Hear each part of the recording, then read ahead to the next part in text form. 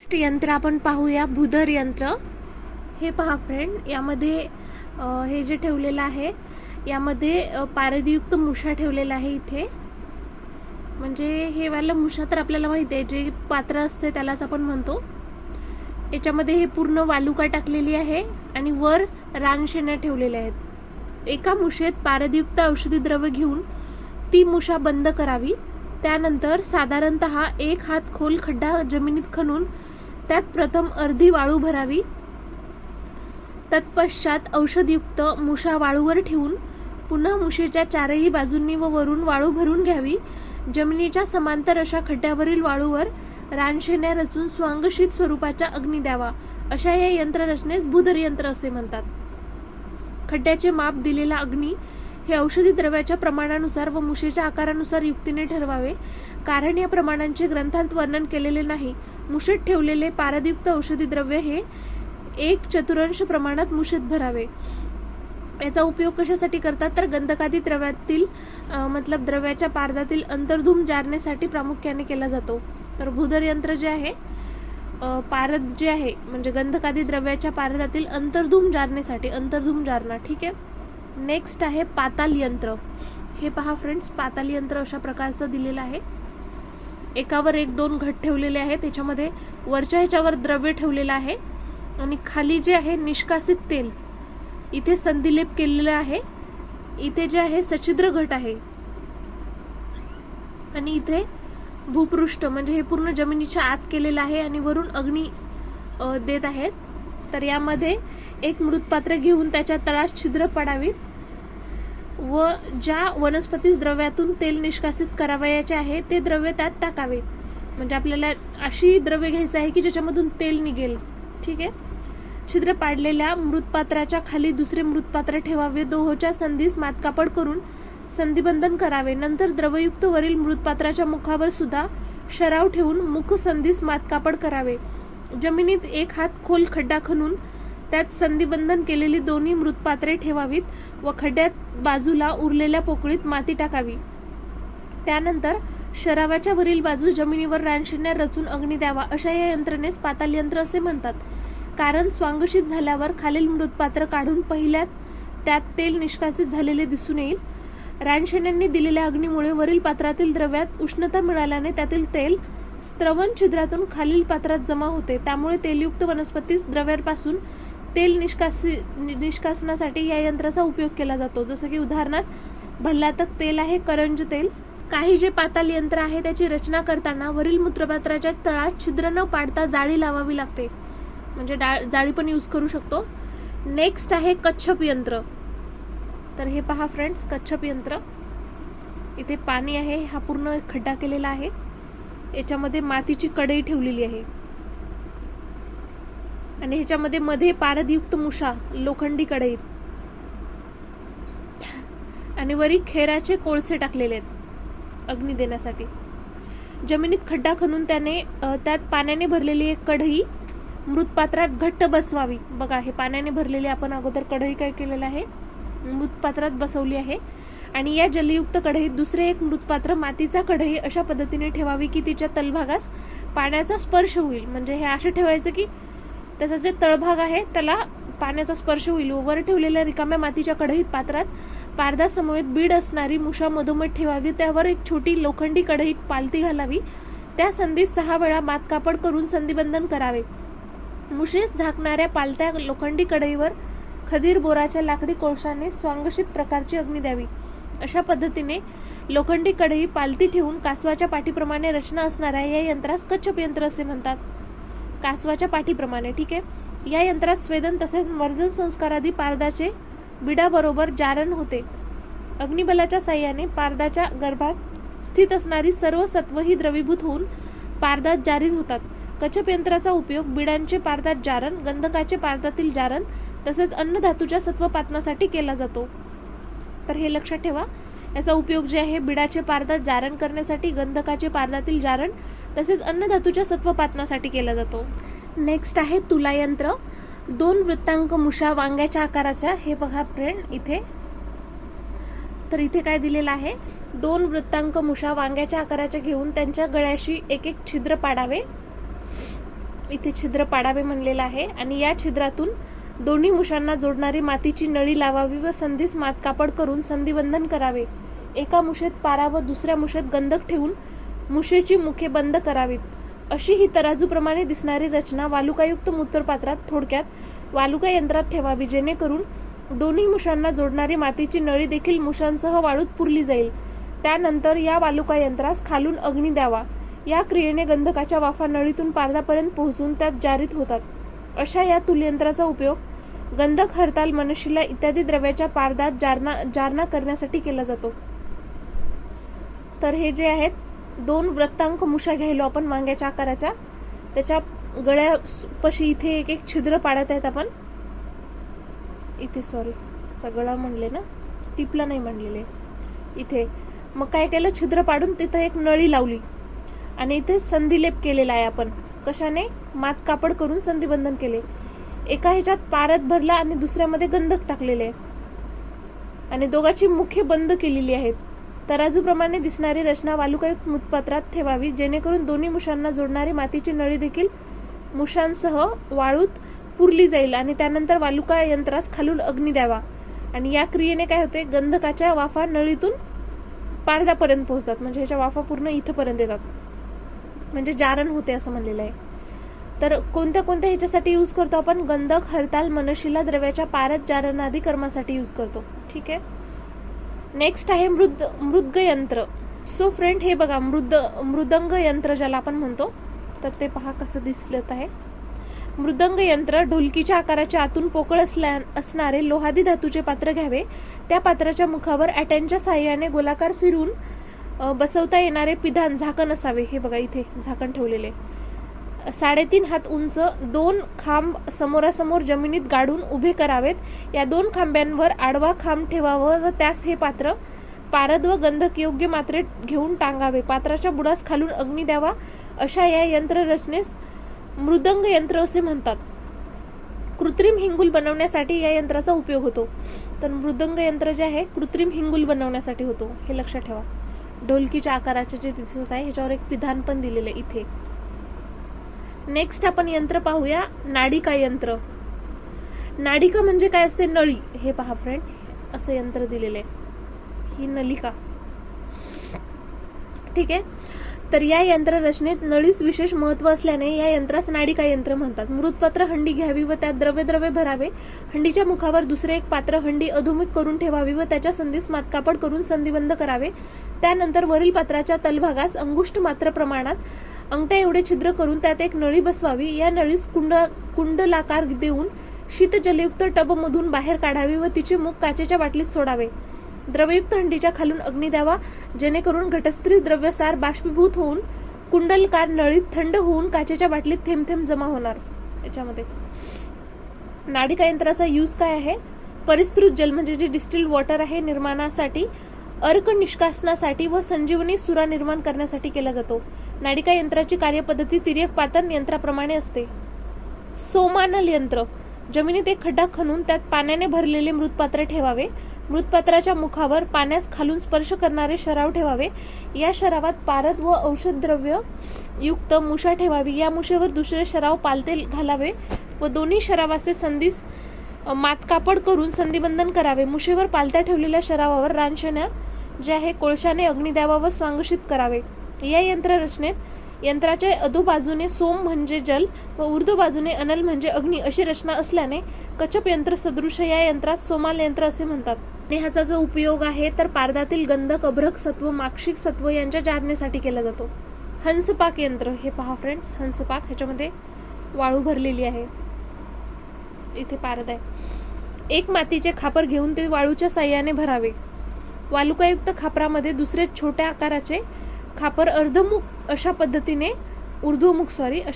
बसवावे आणि ऊर्ध्वमुख खापरात पंचक्षार, पंचमूत्र, पंचलवण व उक्त बीड टाकून मृदू अग्नी द्यावा व त्याचे पाचन करावे. पारदास बुभुक्षित करण्यास सहाय्यक द्रव्यास बीड असे म्हणतात. हंस म्हणजे सूर्य. सूर्याच्या प्रखर किरणांएवढी उष्णता देऊन पाक केला जात असल्यामुळे याला हंसपाक यंत्र म्हणतात. वालुका यंत्रासारखी रचना असल्याने मंद अग्नीने वरील खापरातील द्रव पदार्थांचे बाष्पीभवन होऊन शुष्क बीड तयार होते, म्हणून या यंत्राचा उपयोग बीड पाकार्थ केला जातो. नेक्स्ट आहे वल्भी यंत्र. हे पहा फ्रेंड, लघु पात्र, स्थूल पात्र, इथे पारद आहे, इथे कांजी आणि अग्नी. वल्भी कडी, एक मोठ्या व गोलाकार आकाराचे लोहपात्र बनवून घ्यावे. या लोहपात्राच्या गळ्याजवळ आतील बाजूस समोरासमोर 2 कड्या बनवाव्यात. त्यानंतर एका छोट्या आकाराचे गोलाकार लोहपात्र घेऊन त्याच्या गळ्याजवळ बाहेरील बाजूस समोरासमोर 2 कड्या बसवाव्यात. छोटे लोहपात्र मोठ्या लोहपात्रात ठेवून त्याची बाहेरील कडी व मोठ्या लोहपात्रातील आतील कडी साखळीने जोडावी. परंतु छोट्या लोहपात्राचे तळ मोठ्या लोहपात्राच्या बुडास चिकटणार नाही याची काळजी घ्यावी. त्यानंतर मोठ्या लोहपात्रात कांजी ओतून छोट्या लोहपात्रात मूर्छित पारा ठेवावा व मोठ्या लोहपात्राखालून 6 तास अग्नी द्यावा. अशा या यंत्रणेस वल्भी यंत्र म्हणतात. वल्भी यंत्राचा उपयोग पारदाची मूर्छना दूर करून उत्पादन करण्यासाठी केला जातो आणि या यंत्राद्वारे स्वेदन केल्याने पारा 6 पट अधिक गुणवान होतो. साधारण लोहपात्रापेक्षा कांत लोहपात्र वापरल्यास पारद अधिकाधिक गुणवान होतो. नेक्स्ट आहे जारणा यंत्र. तर यामध्ये 12 अंगुल उंचीच्या 2 लोह मुशा घ्याव्यात. या मुशेस 4ही बाजूंनी छिद्र बनवून त्यास रसन स्वरस भावित गंधक चूर्ण भरावे. तर दुसऱ्या मुशेत रसन स्वरसाचे मर्दन केलेला पारा ठेवावा. पारदयुक्त मुशेत गंधकयुक्त मुशा मुखाच्या बाजूने बसवावी व संधीस संधिबंधन करावे. एक मोठ्या आकाराचे मृतपात्र घेऊन त्यात हे मुषाद्वय आहे ठेवावे आणि त्या मृतपात्रात पारदयुक्त मुशा बुडेल एवढे पाणी भरावे. आता या जलयुक्त मृतपात्रावर दुसरे एक मृतपात्र ठेवावे, संधीस मातकापड करावे. त्यानंतर हे यंत्र अग्नीवर ठेवावे, जेणेकरून जलयुक्त मृतपात्रात खालून अग्नी मिळेल. त्यावेळेस वरील मृतपात्रात रानशेण्या जाळून कपोत फुटाचा अग्नी द्यावा. अशा प्रकारे मुशेच्या अधो ऊर्ध बाजूने अग्नी द्यावा. हा अग्नी 3 दिवस द्यावा व यंत्र स्वांगशीत होऊ द्यावे. पारदात गंधकाची जारणा करण्यासाठी उपयोग होत असल्याने या यंत्रास जारणा यंत्र असे म्हणतात. इष्टिका यंत्र. या यंत्र रचनेत विटेचा उपयोग केला जात असल्याने याला इष्टिका यंत्र म्हणतात. जमिनीत गोलाकार खड्डा खणून त्यात एक गोलाकार लोहपात्रे ठेवावे. त्या लोहपात्राच्या मधोमध भट्टीत पक्की भाजलेली वीट ठेवावी. या विटेच्या मधोमध एक छोटासा खळगा करावा व त्यात पारा ठेवून खळग्यावर मुखावर वस्त्र ठेवावे. त्या वस्त्रावर गंधक ठेवून दुसरे छोटेसे लोहपात्र पालते घालावे व संधिबंध करावे. पालत्या लोहपात्रावर रानशेण्या जाळून कपोत फुटाचा अग्नी द्यावा. इष्टिका यंत्राद्वारे पारदात गंधकाची जारणा केली जाते. आकाशपातन यंत्र. इथे शीतल जल पूर्ण पात्र आहे. इथे औषधी बाष्पबिंदू वर चाललेले आहेत. हे ग्लास घेतलेला आहे आपण. इथे वीट ठेवलेली आहे. औषधी द्रव्य इथे आहेत. एक रुंद मुखाचे मृतपात्र घेऊन त्याच्या तळात आतील बाजूने मातीचा लेप करावा व त्यावर वीट बसवावी. विटेच्या 4ही बाजूस त्या औषधाचा अर्क तेल काढावयाचे आहे ते पसरून टाकावे. विटेवर एक चिनी मातीस ग्लास ठेवावा. मृतपात्राच्या मुखावर बाहेरील बाजूने कलही केलेली तांब्याची हंडी ठेवावी. मृतपात्र व हंडीच्या संधीस गव्हाच्या पिठाने मात कापडाने संधिबंधन करावे. त्यानंतर हे यंत्र मंदाग्नीवर ठेवावे. अशा या यंत्र रचनेस आकाशपातन यंत्र असे म्हणतात. यंत्र तापल्याने तांब्याची हंडी थंडी राहण्यासाठी हंडीत थंडी पाणी ओतावे. त्यामुळे मृतपात्रातील तयार झालेली औषधी वाफ तांब्याच्या हंडीस बुडास लागून थंड होते व औषधाचा अर्क ग्लासात थेंब थेंब जमा होतो. 2-3 तासाच्या अग्नीनंतर यंत्र उघडून ग्लासातील अर्क गाळून घ्यावा. नेक्स्ट आहे खल्व यंत्र. हे तर सर्वांना माहिती आहे. औषधी निर्माणासाठी मर्दन करण्याकरता भावना देण्यासाठी विशेषतः पाषाणपासून बनवलेल्या खोलगट हुडीच्या आकाराच्या ज्या यंत्राचा उपयोग केला जातो त्याला खल्व यंत्र म्हणतात. आणि खल्व यंत्रास खल्ल यंत्र नित्य व्यवहारात खरल असेही म्हणतात. राजस्थानात प्राप्त होणाऱ्या निळसर काळसर छटा असलेल्या कसोटीच्या दगडापासून खल्व यंत्राची निर्मिती केली जाते. यावर आघात केला असता खनखन असा आवाज येतो. या यंत्राच्या विशिष्ट आकारामुळे त्यात मर्दनासाठी असणाऱ्या बत्त्यामुळे याचा विशेष उपयोग औषधी द्रव्यांना भावना देण्यासाठी, पारद संस्कारासाठी, चूर्णीकरणासाठी केला जातो. पाषाणाचा औषधी द्रव्यावर विपरीत परिणाम होत नसल्याने औषध बिघडण्याची भीती नसते. खल्व यंत्राचा उपयोग पारदादी द्रव्यावरील विविध संस्कारासाठी केला जात असल्यामुळे ग्रंथकारांनी वर्णन केलेल्या आकारात देखील विविधता दिसून येते. खल हे निळसर काळसर वजनदार तुकतुकीत आणि कठीण अशा पाषाणापासून बनवले जातात. या पाषाणापासून 24 अंगुल लांब, 16 अंगुल उंच व 9 अंगुल रुंद असा खल व 12 अंगुल लांबीचा बत्ता घडविला जातो व खल्व यंत्र 20 अंगुली लांब, 10 अंगुली उंच या प्रमाणात असले तरीही उत्तम समजले जाते. आकारानुसार जर पाहिले तर ह्याचे 3 प्रकार आहेत. द्रोणीरूप, अर्धचंद्राकार खल्व यंत्र, वर्तुळाकार आणि तप्त खल्व यंत्र. पहिलं काय आहे? अर्धचंद्राकार, ज्याला आपण द्रोणीरूप म्हणतो. वर्तुळाकार आहे आणि तप्त खल्व यंत्र. पहिला आपण पाहूया द्रोणीरूप, ज्याला अर्धचंद्राकार म्हणू. होडीच्या आकाराच्या असणाऱ्या खल्व यंत्रास द्रोणीरूप अर्धचंद्राकार खल्व यंत्र म्हणतात. उपयोग पारदादी द्रव्यांच्या शोधनादी संस्कारासाठी. या खरलाची समुच्चय चारकाच्या मते उंची 10 अंगुल, लांबी 16 अंगुल, रुंदी 10 अंगुल, खोली 7 अंगुल तसेच यंत्राचा किनार 2 अंगुल जाड या प्रमाणात असावी. हे खल्वयंत्र गुळगुळीत असावे. त्यातील बत्ता हा 12 अंगुल लांबीचा असावा. तरंगिणीकारांच्या मते बत्ता लोह पाषाणापासून बनवलेला असावा. सेकंड आहे वर्तुळाकार खल्वयंत्र. हे पहा फ्रेंड, ह्याच्यामध्ये वर्तुळ खल्वयंत्र पण आहे आणि दीर्घ वर्तुळ पण आहे. तर पहिल्यांदा आपण ह्याचे हे बघूया. तर 12 अंगुल व्यास असणाऱ्या गोलाकार व 4 अंगुल खोल असणाऱ्या अत्यंत गुळगुळीत अशा खलास वर्तुळाकार खल्वयंत्र असे म्हणतात. याचा बत्ता हा खाली गुळगुळीत व सपाट व वरील बाजूस पकडण्यायोग्य असा असावा. वर्तुळाकार खल्वयंत्राद्वारे मर्दन अतिशय उत्तम प्रकारे होते. नेक्स्ट आहे तप्त खल्वयंत्र. हे वाला पहा. लोह निर्मित 9 अंगुल आतील व्यास असणारा 6 अंगुल खोल व ज्याचा बत्ता 8 अंगुल लांबीचा आहे अशा वर्तुळाकार खलास तप्त खल्वयंत्र असे म्हटले जाते. या यंत्राची निर्मिती अग्नी देत असताना पारदादी द्रव्याचे मर्दन करण्यासाठी केली आहे. अग्निसंस्काराच्या वेळी सुविधेच्या दृष्टीने या यंत्रास वर्तुळाकार दिला आहे. कांत लोहापासून निर्मित तप्त खल्वयंत्र अधिक फलदायी असल्याने समुच्चयकाराचे मत आहे मूर्छन संस्कारासाठी तप्त खल्वयंत्राचा उपयोग होतो. नेक्स्ट आहे उलुखल, ज्याला आपण उत्खल यंत्र म्हणतो. नित्य व्यवहारास यास उखळ म्हणतात. उखळ तर सर्वांना माहिती असेल. त्याच्या विविध उपयोगानुसार हे यंत्र लाकडाचे व विविध आकाराचे बनवले जाते. साधारणतः हे उभट आकाराचे असून त्याचा आतील भाग निमुळता होत जातो व बाहेरील तळाचा भाग हा सपाट व पसरट असतो. बऱ्याच वेळी कुटण्याची काढण्याची क्रिया ही उभ्याने केली जात असल्याने त्यातील मुसळ हा दंडगोलाकार साधारणतः 5 फूट उंचीची लाकडाची व टोकाकडील भाग लोखंडी कडे असणारी असते. उलुखल यंत्राचा उपयोग खनिज द्रव्यांचे उदाहरणार्थ माक्षिक, वनस्पती द्रव्याचे चूर्ण करण्यासाठी तसेच शुक धान्य व शिंबी धान्य काढण्यासाठी, टरफले दूर करण्यासाठी केला जातो. हा फ्रेंड हे जे आहे ह्याला आपण उखळ म्हणतो ना, उदुखल. ह्याच्यामध्ये हे मुसळ असतं ज्याच्यानं आपण ते धान्य टाकून त्याला हे करतो. 16 अंगुल उंच, 10 अंगुल रुंद, 13 अंगुल खोल अशा या लोह निर्मित अतिशय गुळगुळीत ज्याची मुसळ 20 अंगुल लांब आहे असे कुट्टनकर्म करणाऱ्या यंत्रास उलुखल यंत्र असे म्हणतात. विकासक्रम काय आहे यंत्रांचा? प्राचीन अर्वाचीन भेदेनं विविध रसौषधीच्या निर्मितीसाठी व पारदादी द्रव्यांवर केल्या जाणाऱ्या शोधन, मारण, सत्वपातन, द्रुती, जारणा इत्यादी विविध संस्कारासाठी यंत्राची आवश्यकता असते. रसशास्त्र हे जरी अतिप्राचीन असले तरीही त्याचा विकास हा नागार्जुनानंतर झाला. अर्थातच दिव्य रसौषधीची निर्मिती करीत असताना त्याचा वापरही जाणारी निरनिराळी यंत्र, संस्कार यांच्यातील उपयुक्त परिवर्तन हे याच कालावधीत झालेले आपणास दिसून येते. रसहृदय यंत्र, रसार्णव, रसरत्न समुच्चय हे रसशास्त्रावर आधारित असे प्रमुख यंत्र ग्रंथ असून त्यात देखील निरनिराळ्या यंत्राचा उपयोग केलेला दिसून येतो. आता यंत्राचा वाङ्मयीन इतिहास आपण पाहू. पहिल्यांदा आहे रसहृदय तंत्र. श्रीमद गोविंद भगवत पान यांनी इसवी सन 8व्या शतकात हा ग्रंथ लिहिला. या ग्रंथात प्रामुख्याने पारदावरील संस्काराचे वर्णन केले आहे. रसहृदय तंत्रात दोलायंत्र, पातनयंत्र, तप्त खल्वयंत्र, खल्वयंत्र, जारणायंत्र, वालुकायंत्र, कच्छप यंत्र, हंसपाक यंत्र, विद्याधर यंत्र, दीपिका यंत्र, धूप यंत्र, हंडिका, सारणा यंत्र इत्यादी ह्याचे वर्णन केलेले आहे. सेकंड आहे रसार्णव. शिव व पार्वती यांच्यातील संवादात्मक असा हा ग्रंथ साधारणतः इसवी सन 10व्या शतकात लिहिला गेला. धातुवादात्मक स्वरूपाचे वर्णन असणाऱ्या या ग्रंथात दोलायंत्र, पातालयंत्र, जारणायंत्र, सोमालयंत्र, गर्भयंत्र, हंसपाक यंत्र, वालुकायंत्र, भूधर यंत्र, खल्वयंत्र, तप्त खल्वयंत्र, विद्याधर यंत्र, ऊर्ध्वपातन यंत्र, पद्म यंत्र, दीपयंत्र, भ्रामर यंत्र, चक्रयंत्र इत्यादी यंत्राचा उल्लेख केलेला आहे.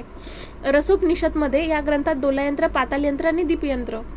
रसेंद्र चूडामणी इसवी सन 12व्या शतकात सोमदेव यांनी हा ग्रंथ लिहिला. या ग्रंथात एकूण 30 यंत्राचे वर्णन केलेले दिसून येते. त्याच्यामध्ये प्रामुख्याने दोलायंत्र, तप्त खल्वयंत्र, वल्भी-यंत्र, पातनयंत्र, कच्छप यंत्र, अंतरालिक यंत्र, तापिका यंत्र, प्रतिगर्भ यंत्र, गर्भयंत्र, पालिका यंत्र, इष्टिका यंत्र, विद्याधर यंत्र, डमरू यंत्र, नाभी यंत्र, ग्रस्त यंत्र, तुला यंत्र, स्थाली यंत्र, कोष्ठी यंत्र, वालुका यंत्र, लवण यंत्र, धूप यंत्र, डेकी यंत्र, कुंडक यंत्र, सोमानल यंत्र, नालिका यंत्र इत्यादी यंत्राचे वर्णन आहे. रसरत्न समुच्चय. आचार्य वाग्भटांनी या ग्रंथाची रचना 13व्या शतकात केली. या ग्रंथात एकूण 32 यंत्राचे वर्णन केलेले आहे. त्यात प्रामुख्याने दोलायंत्र, स्वेदनयंत्र, पातनयंत्र, कच्छप यंत्र, दीपिका यंत्र, जारणा यंत्र, डेकी यंत्र, विद्याधर यंत्र, सोमानल यंत्र, गर्भयंत्र, हंसपाक यंत्र, भूधर यंत्र, पुटू यंत्र, वल्भी यंत्र, हिंगुलाकृती, कृष्टी, विद्याधर यंत्र, नाभी यंत्र, ग्रस्त यंत्र, डमरू यंत्र, स्थाली यंत्र, धूप यंत्र, कंदुक यंत्र, तप्त खल्व यंत्र, इष्टिका यंत्र इत्यादी यंत्राचे वर्णन केलेले आहे. नेक्स्ट दिलेला आहे आनंद कंद. इसवी सन 15व्या शतकात लिहिलेल्या या ग्रंथात 41 यंत्राचे वर्णन केलेले आहे. खल्व यंत्र, तप्त खल्व यंत्र, पातन यंत्र, कच्छप यंत्र, अंतरालिक यंत्र, तापिका यंत्र, गर्भपालिका यंत्र, घटी यंत्र, इष्टिका यंत्र, विद्याधर यंत्र, डमरू यंत्र, नाभी यंत्र, ग्रस्त यंत्र, तुला यंत्र, स्थाली यंत्र, कोशिका यंत्र, कोष्टिका यंत्र, वालुका यंत्र, लवण यंत्र, धूप यंत्र, कंदूक यंत्र, डेकी यंत्र. नेक्स्ट दिलेला आहे सोमानल यंत्र, नालिका यंत्र दिलेलं आहे, दीपिका यंत्र आहे, दोला यंत्र, कोष्ठी यंत्र, गर्भयंत्र, हंसपाक यंत्र, मुषा यंत्र, स्तन यंत्र, नाग मायूर यंत्र, चक्र यंत्र, खेचर यंत्र, कापालिक यंत्र, भूदर यंत्र, पटू यंत्र, पाताल यंत्र. पारद संहिता.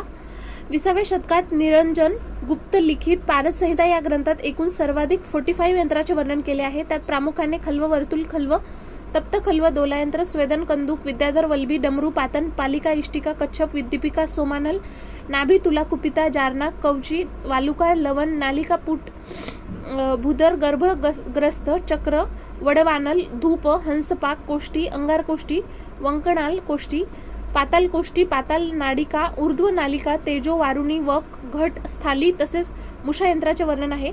वैशिष्ट्यपूर्ण अशा ककुरम, खारिका, वली, गजकूप, चौकी नाग, वडवानल, मदन, कनक सुंदरी, विगर्भी, नारी, चुरा, चुना, सागर, झंझरी, सारंग, गर्तवारी, गजकुंभ, चाकी आणि नलिनी याचे वर्णन केलेले आहे. रसतरंगिणीनुसार 20व्या शतकात लिहिलेल्या प्रमुख ग्रंथापैकी हा ग्रंथ आहे. यात मोजक्यात अशा 20 यंत्राचे वर्णन केले आहेत. प्रामुख्याने दोला यंत्र, पातन यंत्र, वालुका यंत्र, लवण यंत्र, भस्म यंत्र, मृद्ग यंत्र, स्थाली यंत्र, पुट यंत्र, दर्विका यंत्र, बाष्प स्वेदन यंत्र, पालिका यंत्र, डमरूक यंत्र, नाडिका यंत्र, पाताल यंत्र, तप्त खल्व यंत्र, उदुखल यंत्र या यंत्राचे वर्णन केलेले आहे. विविध ग्रंथात वर्णन केलेल्या यंत्राचा अभ्यास केल्यानंतर असे निर्दनाश येते की पारदादी द्रव्यांवर नियंत्रण आणण्यासाठी व संस्कारासाठी यंत्रांची निर्मिती केली गेली आहे. थोडक्यात यंत्र हे एक रहस्यच असून बलवान औषधींना केवळ यंत्राच्या साहाय्याने पारदाचे क्षणार्धात बंधन करता येते. हीच यंत्राची मौलिकता आहे. रसशास्त्र हे प्रक्रियांवर आधारलेले शास्त्र असल्यामुळे काळानुसार यंत्रांवर आलेल्या परिवर्तनामुळे व प्रगतीमुळे शास्त्राचा देखील विकास झाला असे म्हटल्यावर अतिशयोक्ती होणार नाही. परंतु आज औषधाच्या वाढत्या मागणीमुळे छोट्या आकाराच्या यंत्राऐवजी आज तांत्रिकदृष्ट्या सुधारित अशा मोठ्या यंत्राचा व उपकरणाचा उपयोग रसशाळेत केला जातो. त्यातील काही यंत्राचे चित्र व उपयोग या ठिकाणी नमूद केले आहे. पहिला आहे पल्वेरायझर, ज्याला आपण चक्की म्हणतो. अख्ख्या स्वरूपातील औषधी द्रव्यांचे चूर्ण बनवण्यासाठी व काय म्हटले फ्रेंड, अख्ख्या स्वरूपातील औषधी द्रव्याचे चूर्ण बनवण्यासाठी याचा वापर केला जातो. सेकंड, ग्राइंडर, हे तर सर्वांना माहिती आहे. खरल ज्याला आपण म्हणतो. औषधी द्रव्यांच्या एकत्रित खल करून त्यास भावना देण्यासाठी या खरलाचा उपयोग केला जातो. खरल विजेवर पण चालतात. ग्रॅन्युलेटर जे आहे औषधाच्या दाबून गोळ्या बनवण्यासाठी व औषधी यंत्राच्या भावना देण्यासाठी दिल्यानंतर जे बारीक कण तयार केला जातात त्यामध्ये ग्रॅन्युलेटर यूज करतात. मास फिक्सर म्हणजे विविध प्रकारचे चूर्ण परस्परात मिसळून एकजीव करण्यासाठी याचा उपयोग केला जातो. स्टिक मेकिंग मशीनमध्ये गुटीवटी बनवण्यासाठी औषधाची वात तयार करण्यासाठी या यंत्राचा उपयोग केला जातो. नेक्स्ट आहे पिल मेकिंग मशीन. औषधाची वात तयार करण्यासाठी छोट्या आकाराच्या गुटीवटी गोळ्या तयार करण्यासाठी याचा यूज करतात. टॅब्लेटिंग मशीनमध्ये ग्रॅन्युलेटरमधून औषधाचे छोटे छोटे कण तयार केल्यानंतर त्यांना विशिष्ट दाब देऊन गोळ्या बनवण्यासाठी याचा उपयोग केला जातो. कोटिंग पॅन, तयार केलेल्या औषधी गोळ्यांना बाहेरून रंगीन लेपन करण्यासाठी उद्देशाने या यंत्राचा यूज केला जातो. कॅप्सूल फिलिंग मशीन, यामध्ये तयार केलेली औषधाची चूर्ण स्वरूपातील घन एक्स्ट्रॅक्ट्स कॅप्सूलमध्ये भरण्यासाठी याचा यूज केला जातो. लिक्विड फिलिंग मशीन, हाताचा स्पर्श न करता अनेक औषधी बाटल्यांमध्ये कमी कालावधीत औषधी द्राव, काढे, आसव, अरिष्ट सिरप भरण्यासाठी याचा यूज केला जातो. जॅकेटेड व्हेसल, प्रत्यक्षात उष्णता न देता वाफेच्या साहाय्याने कमी तापमानात सुगंधी द्रव्ये उडू न देता औषधी काढे, तेल, घृत, सिरप तयार करण्यासाठी याचा यूज केला जातो. Electronic and scientific weighing balance, या उपकरणाचा वापर औषधी द्रव्याच्या अचूक मापनाकरिता केला जातो. तसेच औषधी द्रव्यांच्या मानकीकरणासंदर्भात विविध परीक्षणांमध्ये याचा वापर करणे अनिवार्य ठरते.